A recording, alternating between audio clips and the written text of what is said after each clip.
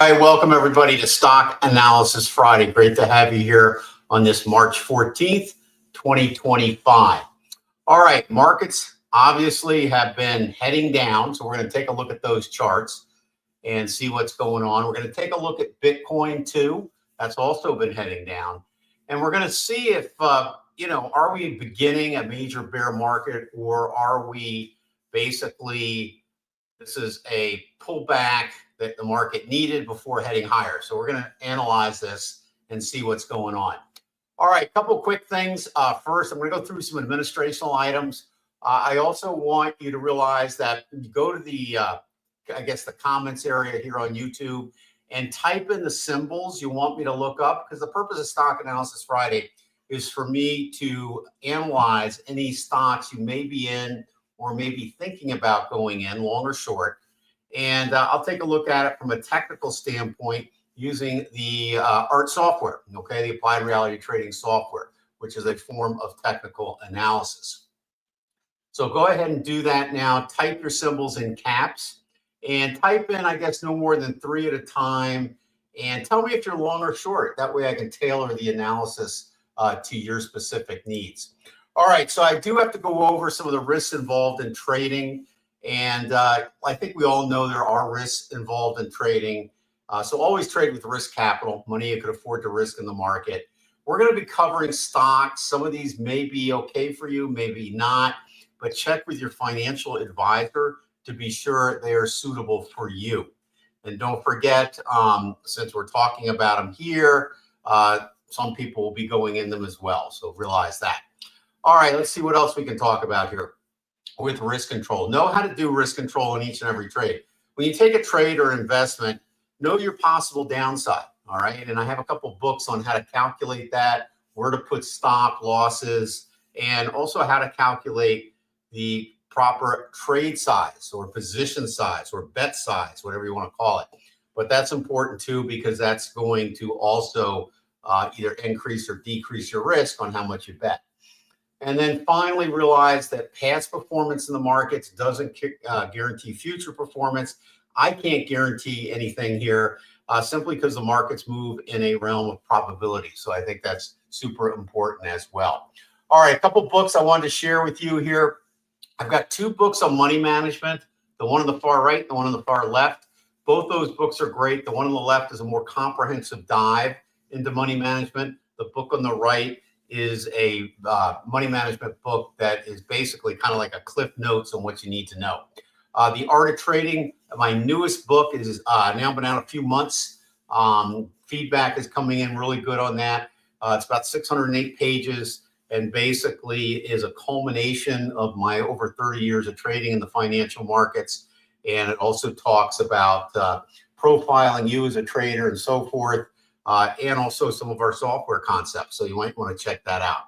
And then I have Elliott Wave Techniques Simplified, published by McGraw-Hill, which is a book on the Elliott Wave. And then the Survival Guide for Traders is how to run your trading business like a hedge fund right from your home using today's technology. All right. So here's the software I'm going to be using. Basically on the top row here, the ART, ALP, PTF, TLM, and ERI indicators. You'll see those in the chart. And I'll go over those as I start talking about individual stocks. We have scanners. We won't be using those today. And we also have risk control software, and I won't be using those since you'll be supplying the stocks to look at. All right, so give us a like here. All right, and as Gene said, we put that up there. So we appreciate you guys coming here and all those watching the recording as well. And I will put links in the recording for things that you can reference, like the books, the software, if you want to learn more about that. I'll put some courses I recommend also in there, and you can check that out in the recording. All right, I'm going to start out really quickly just giving you an overview of the markets in general, and also, too, that I'm going to jump down into the actual stocks that you want me to look at as well. All right, so let me... hold on one second. There we go. Let me get rid of that. All right. So here's the Dow Jones Industrial Average. And this chart I drew on Sunday, and I have something called the Market Opportunity Report. I'll give you a link to the subscription on the recording below as well. But we go into an in-depth view every week of the markets and what's going on. That way you're not caught by surprise when they do things like sell off, okay, for example. All right, so as of Sunday, we did breach the actual trend line, which is right here, obviously, okay? So we breached that here, all right? And we have a support sitting at 41,844.89. So we're going to look at the live chart in just a moment. But that's kind of a key level of support we're kind of keeping an eye on. And below that is another support we're keeping an eye on. If we breach this first support here, all right, basically at this particular point, we're looking for some type of turnaround. If we don't get it, then and it breaches and goes further down, that's kind of the first shot over the bow that maybe we're having a more significant change in trend. So we're going to keep an eye on that, and then we're going to keep an eye on our next support level over here. So the way I would play that is if we breach that short-term support, back off buying investments at that time. Let's make sure we're not going into a bear market, all right, and see if that turns around. If we start breaking below this, I think at that particular point, you want to be careful on basically probably a good idea to maybe start thinking about hedging some of your positions, okay, at that point. If we break below this support, then we're basically, I think, in a bear market. So anything above here could be a correction of some sort, but not a bear market. Below here would be a bear market at that particular point. So keep that in mind, all right? So that's how we kind of use support levels to gauge what's going on. And we had a double top here, but it may just indicate some profit taking at this point. So that's the daily chart. I also want to show you another chart here, which is the S&P, and it kind of mimics everything we're looking at before. However, on this one here, which led the Dow a little bit, we did take out that support. So we're kind of watching that at this particular point. So as you can see, even on the S&P, we've had a nice move to the upside. We're kind of due for a pullback at this point, and we're getting it. I think it's too early to call for a bear market, but certainly we've had a breach in the trend line, and so we got to take notice at this particular point. Same thing with the NASDAQ. All right, Robert Prechter, who also does Elliott Wave, thinks we're somewhere here in his wave count. I took this off a webinar he did, so that's indicating we're near a top. He said it should occur in 25, 26. I agree with that. He's indicating a prolonged bear market after the top has been reached, and a little bit more of a length. The length of this bear market he's predicting will last roughly 10 years, maybe more. I don't think it's going to last that long, but this is his indication of what he thinks happening with the markets. All right, and then we go on here to the housing market, and I bring up the Case-Shiller Index versus the CPI. And a couple of things I want to note here. The actual Case-Shiller Index is represented by the red line. And what that basically means is these are the average home prices for the United States, okay? And we go back 50 years on that. The line under that, which is the black line, is the CPI, and that is measuring inflation. So certainly right away you take from this that the CS or Case-Shiller Index has been above the CPI for the last 50 years. And basically that means that it keeps up with inflation well. So in this case here, housing has always been a fairly good investment, especially for young people just starting out. But there's times when the Case-Shiller Index or the housing market gets pulled in one direction. And when it gets above the CPI by an extensive amount, that usually is a bubble in that particular market.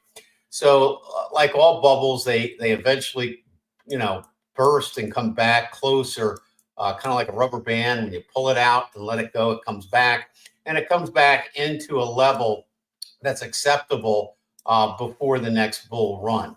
And so we're kind of here at this area here on the far right-hand side of the chart. We're almost double the distance we were during the financial crisis. That's what this represented here. So when you look at that, you're kind of like saying, oh boy, when is the bubble going to burst, and when is that line going to come back closer to the CPI? And of course, looking at this, you certainly walk away with, it's not a matter of if, it's more of a matter of when will that happen.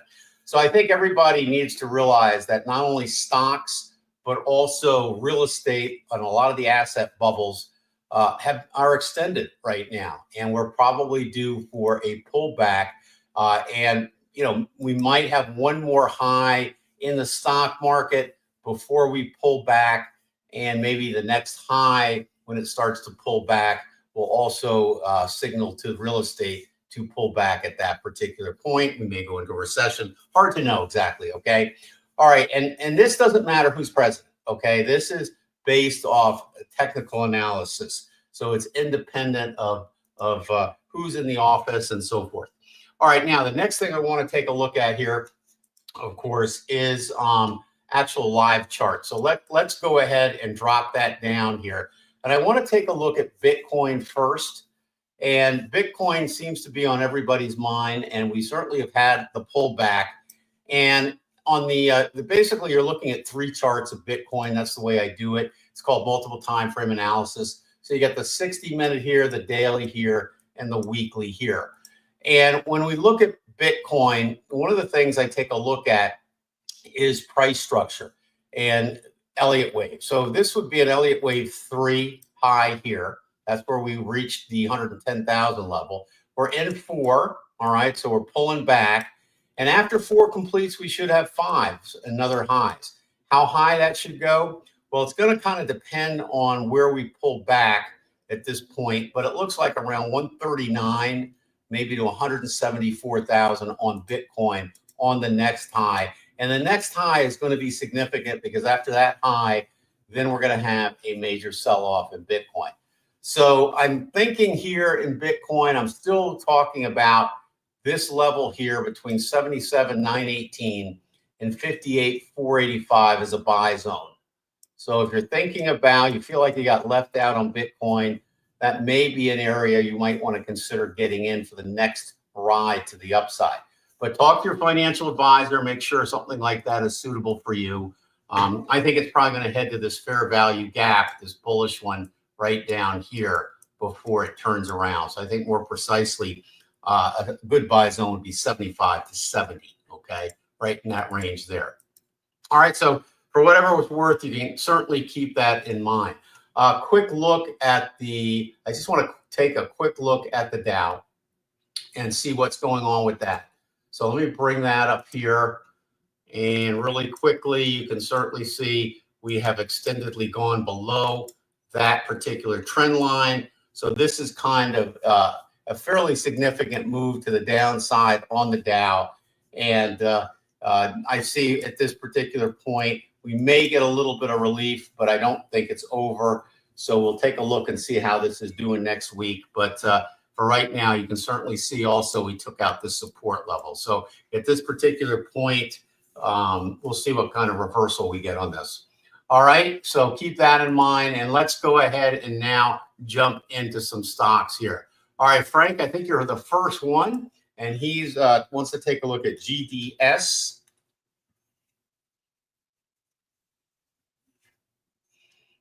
All right, and I'm seeing a lot of good mornings there, so good morning to you guys as well.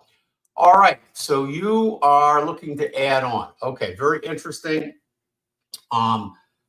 I think this has been also affected, obviously, by the pullback in the market somewhat. And notice, Frank, on the far left-hand side, we have a red. One of our indicators called the PTF over here is indicating red. Now, the PTF is kind of an interesting indicator, and I actually stumbled across it by accident. But it's kind of like one of those things, you were looking for something else, and we found that the probabilities of what it's telling us is extremely high at 75%. So we adopted that into our trading. And the PTF basically is red, indicating that we have more lows coming. And the way to use the PTF is what you simply do is you look for the lowest low in the red area, which is this area back here. And it looks like it's going to come down eventually and go below that. It doesn't mean you can't have a short-term move to the upside before it drops back down, but it's saying that eventually it should come back down. So that's kind of the first thing will happen. So I don't think the pullback is done. All right. But one of the nice things is this one's green. So you read this from left to right. So after the PTF turns yellow or neutral over here on the next down move, then we could be looking for a bottom. Okay. And that bottom will be a reversal, then back up to the upside. So I like the long position. I'm just basically at this particular point thinking, hey, you may be able to get into this at a better price. So let's put this on a watch list, okay, and take a look at it next week, simply because I agree with you. It's setting up to be a good long position, but we have to wait for that shorter term chart to turn around a little bit. All right, let's keep going here. Stu's back here. Hi, Stuart. CBS. I was talking to Stuart just yesterday, and he mentioned he was going to ask me about this one, so no surprise on that. All right, CBS, let's take a look at it. All right, so it's moved off its bottom, and we talked about this one a couple weeks ago, and we kind of keeping an eye on it. But notice how it has gone off the bottom. Our target for CBS is this area on the far right-hand chart.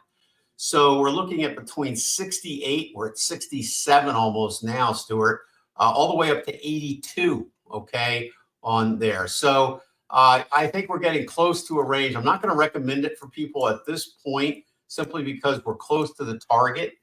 But we've got green PTFs on the lower time frame, so I think you're good to hold this. And I probably put your stop when it reaches into the target right up under here someplace, okay? So I would hold that. I think you're going to get into that target zone probably, maybe today, but probably early next week. That's kind of what I'm thinking on that one. All right, so let's see what else we got here. I wanted to take a look at UNG. Now, UNG is the ETF for natural gas, and this is one that we recommended basically actually quite a few months ago, and it's come off the bottom, which we saw occurring. And I think I think at this particular point now, we got a situation where we probably are going to go up, and I think quite a bit on this one. I'm going to put a fairly conservative long-term target on this, right around the $46 mark to 66. Doesn't mean it can't go higher, but that's the first target zone we're looking for. All right, so we'll see. Now, what we've had in this, and I'm going to open up this chart here, is what we've had in UNG here is a fairly extensive move off the bottom. We're kind of due for a pullback. Now, UNG is the ETF for natural gas, so it's not an equity. And I think it's an excellent place probably to roll some of your money from an equity into a commodity like natural gas. I think also, too, what's going to happen is under this administration, we'll probably start exporting UNG. This is the fundamental part of me talking here. And so I think that's going to spur more demand for it, which, of course, will increase prices. So I think this move to the upside has got quite a bit more legs to it. This is a possible double your money, but I also think it's pulling back. So I wouldn't be surprised if it continues to pull back just a little bit. And we have a red PTF, obviously, on the short-term time frame and a trend down. So I kind of think at this particular point, let's put this on a watch list and try to get a decent price on it on the pullback. And then I think that would be a good buy as well. If you're already in it, just stay in it. Don't try to play these swings. Just stay in it because it's not bad. If you don't want to worry about little price fluctuations, heck, you can go into it as well there. Now, TLT is the next ETF I want to look at. And this is the bond market. And it's the ETF for the bond market. So we got a red PTF on the far right-hand side of the chart indicating the bottom is not in on bonds. Now, when the market goes down, TLT, representing the bond market, usually goes up. And we've seen that recently. However, with a red PTF on the long-term chart, that indicates bonds are going to go back down. That also builds a case for the market to go higher after this correction. So I do not think we're in a bear market yet. I think the bear market is coming, but I think we're going to have one more high on the assets, the equities and Bitcoin before we go into that bear market. So I'm thinking probably maybe the end of 2025 into 2026, we may see the possibilities increasing greatly for a bear market at that point. But at this particular point, we're still correcting. So I don't think this is a bear market correction, but more of a temporary correction, probably based off the reaction to tariffs and things of that nature. All right, so there you have it on TLT. And I think also all the Bitcoins, all the cryptos have come down, but I do think more highs are in store for those as well. If the market makes another high, usually you'll see Bitcoin go up as well. So that's kind of what I think is going to happen longer term. Now, if we keep going down and breaking those support levels, then you have to yield to reality at that point. But that's the forecast for right now. All right, so I'm trying to think of any others here. If you're in Tesla, that is one that is heading down still. All right, it's actually blown through where it should have stopped here. So this is a more significant move down, obviously, than anticipated. But this should recover based on the longer term charts. And I don't think this pullback's quite over yet either. I think we're still going down on Tesla. And I think that is pretty much what I wanted to show you on those particular stocks. I'll take a look, Frank, at the one you want to take a look, which is PayPal right now, and see how that is doing. And you are looking to go long on that. And again, I understand why we had a little bit of a breakout on that weekly chart, but we've also got more selling coming according to the indicators. So we got red here, red here, red here, red here. So let's let this pull back some more before considering a long, okay? So not quite ready yet, but we'll take a look at it next week. All right, that's for sure. All right, anybody else? We're going to be here for, we got about 30 minutes slated for today, and then we're going to do some day trading, all right, today. Let's take a look at some of the day trading markets here.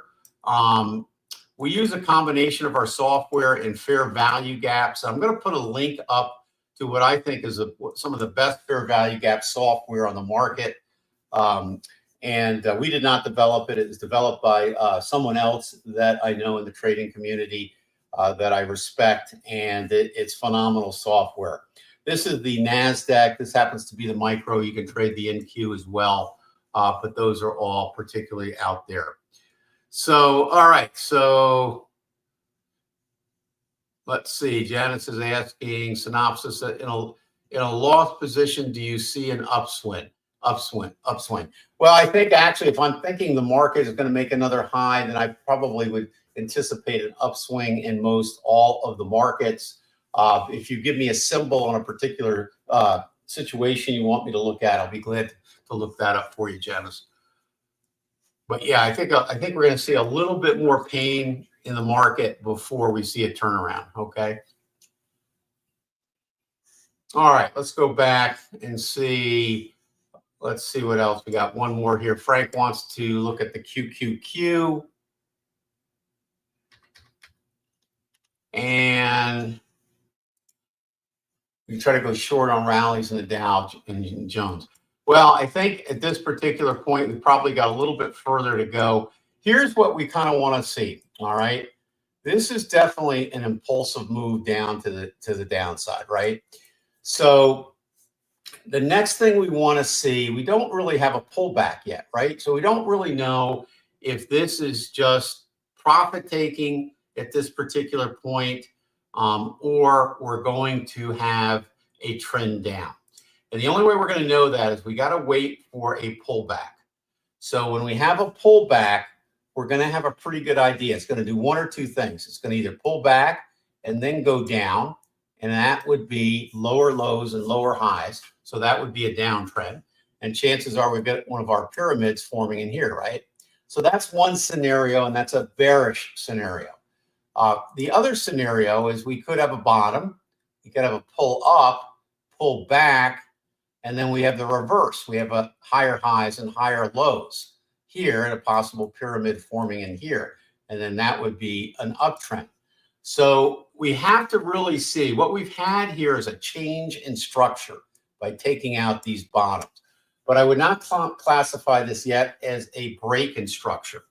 And so in order to have that, we have to have some type of higher highs and higher lows, either here or lower lows and lower highs.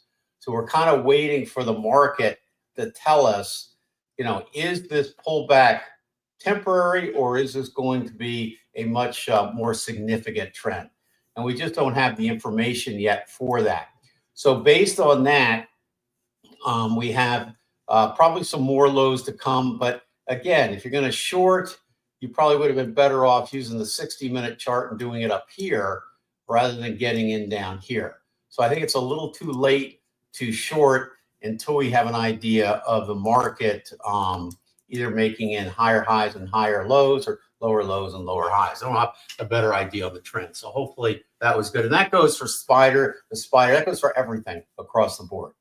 All right, so let's wait for that pull up and then see what the market does. It's a good question, though. All right, anybody else?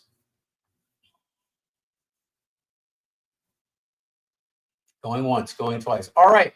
Well, why don't we call it for today? All right. I want to thank everybody for coming, and we'll see you back here next week. Okay. So have a great week and enjoy the cooler weather. We're having cooling weather here in Arizona. So if you're in the west here, it's cooled down a little bit, but of course, summer is right around the corner now.